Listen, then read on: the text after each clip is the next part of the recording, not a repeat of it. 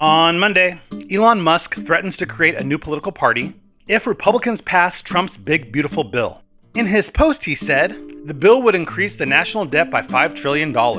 And since we live in a country with one party, the Porky Pig Party, it's time for a new political party that actually cares about the people. Trump responded by threatening to take away Elon's government subsidies. Specifically, he said, Elon may receive more subsidies than any human in history. And without them, he'd probably have to go back home to South Africa. The next day, the New York City candidate for mayor, Mamdani, responded to Trump's threat to investigate his immigration status and to arrest him over his opposition to ICE raids. Trump commented on Mamdani while he was in Florida, promoting his new detention center, Alligator Alcatraz, and said, your beloved New York City may well be led by a communist soon, Zoran Mamdani, who in his nomination speech said he will defy ICE and will not allow ICE to arrest criminal aliens in New York City. Your message to communist Zoran Mamdani? Well, then we'll have to arrest him. Look, we don't need a communist in this country, but if we have one, I'm going to be watching over him very carefully on behalf of the nation. We're going to be watching that very carefully, and a lot of people are saying he's here illegally. We're going to look at everything. Mamdani responded by posting, the President of the United States just threatened to have me arrested, stripped of my citizenship, put in a detention center, and deported. Not because I have broken any law, but because I will refuse to let ICE terrorize our city. His statements don't just represent an attack on our democracy, but an attempt to send a message to every New Yorker who refuses to hide in the shadows. If you speak up, they will come for you. We will not accept this intimidation.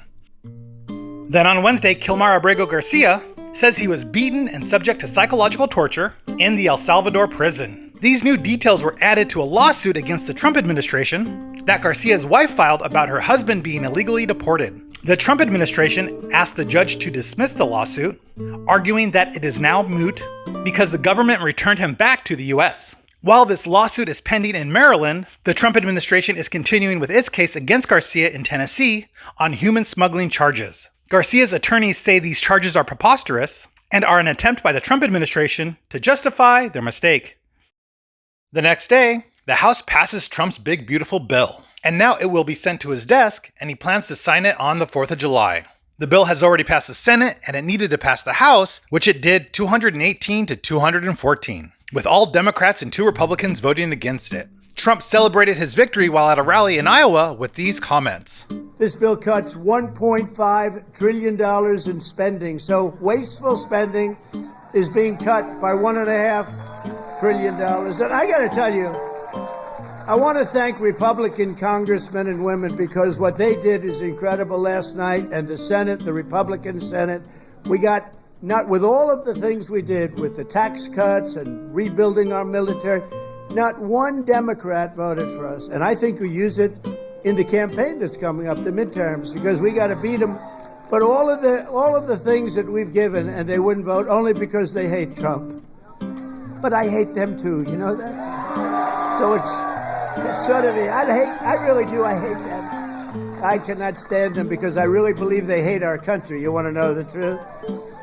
But it kicks illegal aliens off of Medicaid and food stamps and allows us to hire 3,000 new Border Patrol agents and 10,000 new ICE agents, and they are great patriots, the Border Patrol and ICE.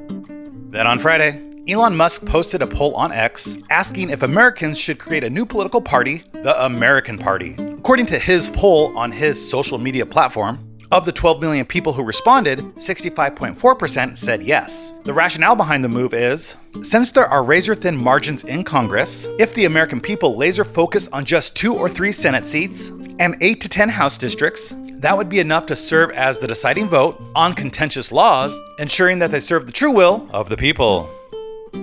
The next day, The Guardian revealed that a far-right, anti-Semitic men's club network is spreading across the United States. The club, known as the Old Glory Club, has at least 26 chapters in 20 states, and it exemplifies the rise of organized racist political groups alongside the politics of Donald Trump. Groups who fight against extremism in the world, like the Global Project Against Hate and Extremism, say that the Old Glory Club targets maladjusted white young men looking for a sense of purpose and community, and uses them to promote their violent ideologies of us versus them. And if you're wondering what you can do in your community to help stop the spread of hate, you're welcome to visit their website for guidance. Then on Sunday, Trump responded to Musk with a lengthy Truth Social post. He said that Musk has become a complete train wreck, and that creating a third political party only creates disruption and chaos. Trump goes on to say that Elon is just upset for two reasons. One is that the big beautiful bill gets rid of the electric vehicle mandate, and two is that Elon's friend was not picked to run NASA.